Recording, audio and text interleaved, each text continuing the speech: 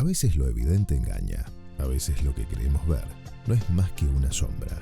Bienvenidos a Es lo que parece o es algo más, desde la NDR 103.9 San Bernardo, con la conducción de Jorge Daer Díaz.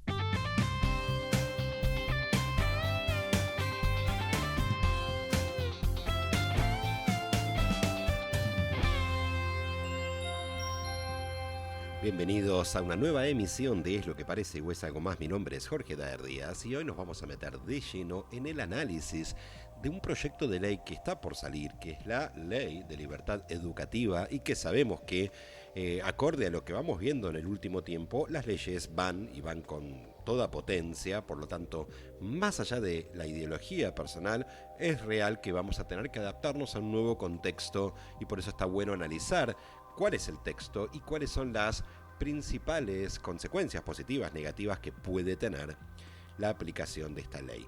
¿Qué es lo que dice o de qué trata la Ley de Libertad Educativa? En primer lugar, se está trabajando sobre este proyecto. El nombre es el que dije recién, Ley de Libertad Educativa, y propone reemplazar la educación nacional vigente desde el año 2006 para los niveles inicial, primario y secundario, manteniéndose la Ley de Educación Superior, que es la que regula las universidades. Bien, algunos de los puntos importantes de este proyecto: se da lugar a la figura de la educación en el hogar, la habilita mediante el nombre homeschooling como una modalidad, junto con la educación híbrida y a distancia, sin definir una edad mínima. Y una salvedad es que en este aspecto los estudiantes pueden acreditar sus aprendizajes mediante exámenes periódicos. Se marca también el criterio de autonomía escolar. Aquí se menciona que las escuelas pueden elaborar sus propios planes de estudio, respetando los contenidos mínimos comunes, pero también pueden organizar su calendario y jornada escolar con un mínimo de horas de clase. En cuanto a la enseñanza religiosa, las provincias podrían ofrecer educación confesional en escuelas públicas de manera optativa y fuera del horario escolar. Según la lógica de la ley, de quienes las impulsan, se dice que se intenta colocar a la familia como el principal responsable de la educación y al Estado en un rol secundario y subsidiario. Bien, vamos a hacer un pequeño raconto de algunos puntos que van surgiendo y que podrían caer como consecuencia de lo que acabamos de exponer. Pero también te dejo en descripción la copia del texto de la ley. Son 43 páginas y 169 artículos. El primer punto que surge es que uno puede comenzar a elegir cómo enseñar, qué métodos utilizar, qué materiales y a qué ritmo, y no hace falta seguir la escuela tradicional al pie de la letra, pero sí hay que respetar Constitución y derechos, ¿no? Como en la actualidad. Aquí los padres tomarían un protagonismo fuerte en la educación, y surge un cuestionamiento, ¿no? En una sociedad en la cual el celular es ¿cómo decirlo? Es el elemento que se utiliza para mantener entretenidos a los chicos. ¿El criterio de los padres va a ser realmente un criterio productivo para los chicos?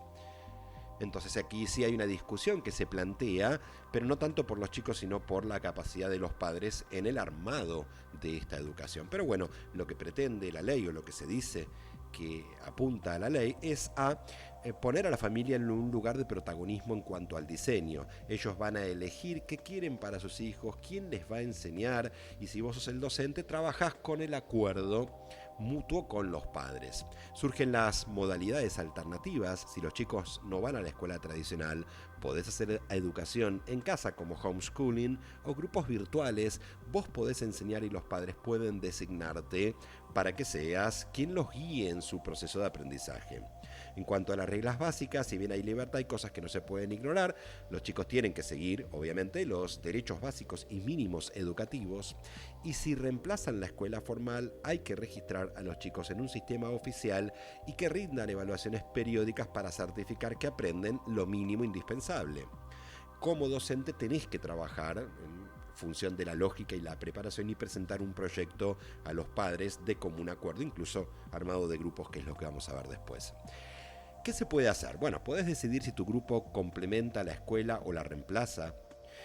Los padres tomarían un alto protagonismo porque se va a poder enseñar a la forma que ellos consideren, personalizando la educación. Aquí las familias tendrían más voz y decisión sobre la educación que quieren para sus hijos.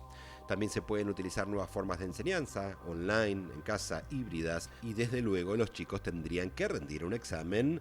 Esto tiene que ver con la transparencia, porque es importante también tener un seguimiento del aprendizaje de los chicos. Riesgos y responsabilidades. Para que los estudios tengan validez oficial, como decíamos recién, hay que pasar por evaluaciones mínimas y como docente o dueño de grupo sos responsable por los chicos. Si pasa algo, hay que tener seguros y cumplir reglas. Toda la parte legal obviamente tiene que estar contemplada. Las escuelas que no logren buenos resultados o no atraigan alumnos pueden perder financiamiento o incluso cerrar, y luego me voy a meter en este tema. Bien. Vamos con algunas preguntas. ¿Puedo enseñar yo mismo a mis hijos en casa? Sí, podés. La ley te lo permite la educación en el hogar siempre y cuando los contenidos básicos se cumplan y los chicos rindan evaluaciones periódicas para validar lo que aprenden. Bueno, aquí hay que ver si el padre está facultado o la madre está facultada para este tipo de proceso.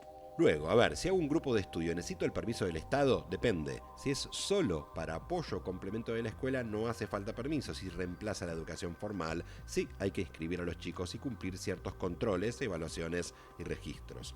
¿Qué libertad tiene el docente?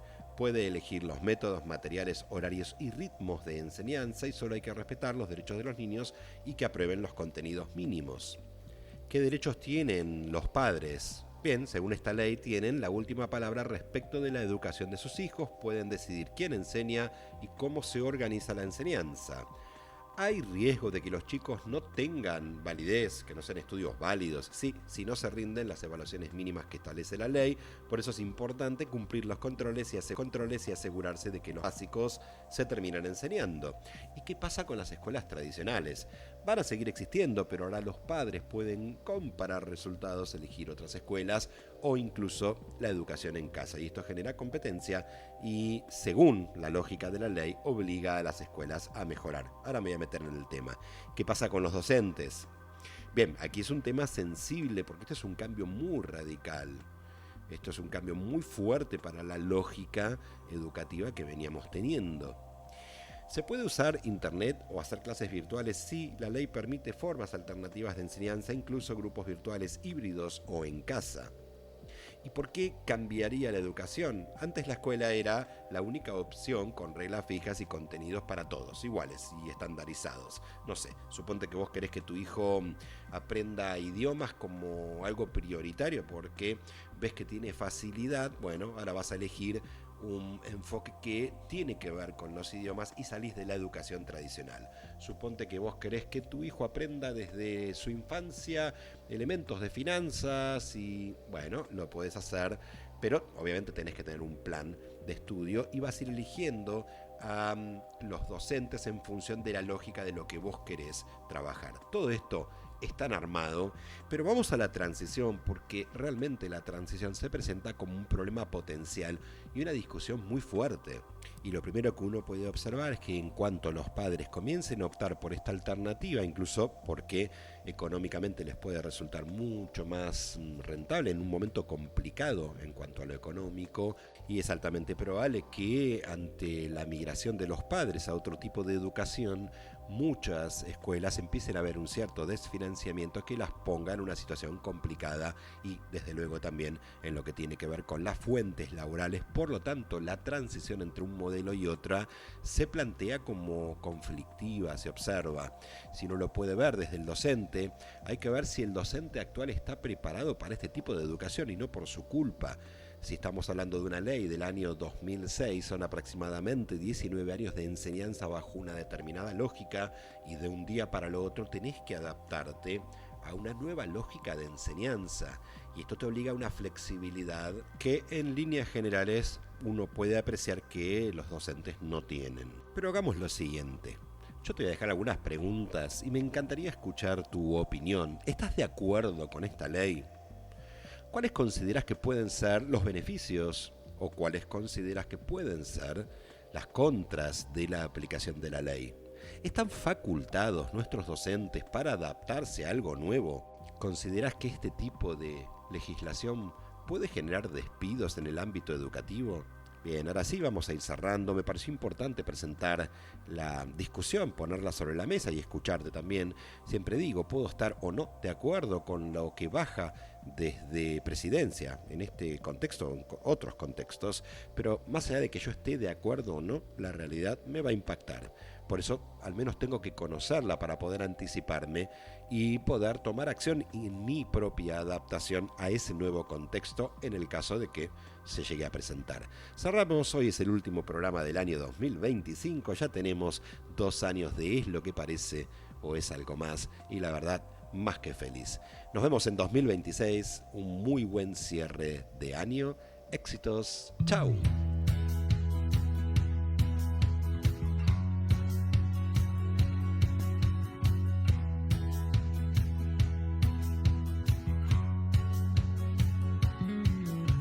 Siendo el centro de todo, es cauteloso, a todos integra, sin pedir más. Impulsa y mueve a otros, es sigiloso, a muchos asiste, sin vanidad. Mientras que el hombre rociado en su ego impone su agenda, no entiende razones ni su verdad. Y si algún día abriera sus ojos con juicio y conciencia, un líder oculto se mostrará. Muestra constancia y paciencia en todo momento, y en los más sutiles, integridad. Se adapta a las formas vigentes y a todo contexto, y aunque es callado, siempre está.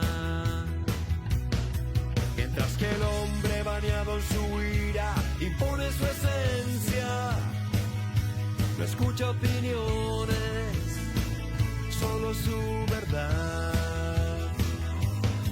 Y si algún día callara sus voces con juicio y conciencia, un líder oculto le hablará.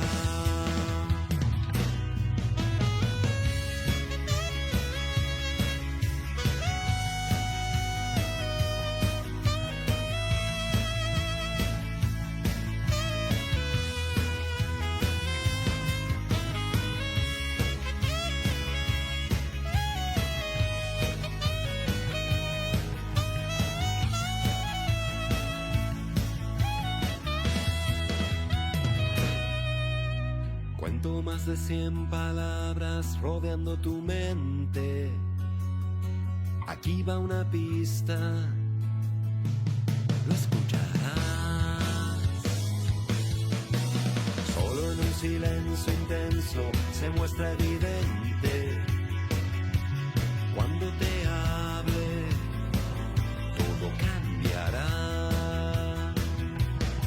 Mientras que el hombre cansado del ruido de su negligencia, sin fuerzas ni ganas, lo escuchará. Y al entender las reglas del juego con